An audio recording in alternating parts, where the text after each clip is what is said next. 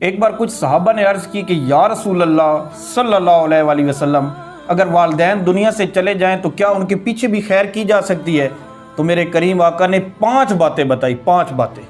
سب سے پہلے آپ نے فرمایا کہ میرے کریم آقا فرماتے ہیں کہ ان کے لیے دعا کیا کریں، زیادہ سے زیادہ دعا کیا کریں۔ اور پھر میرے کریم آقا فرماتے ہیں کہ ان کے لیے استغفار زیادہ سے زیادہ کریں، زیادہ سے زیادہ استغفار کریں۔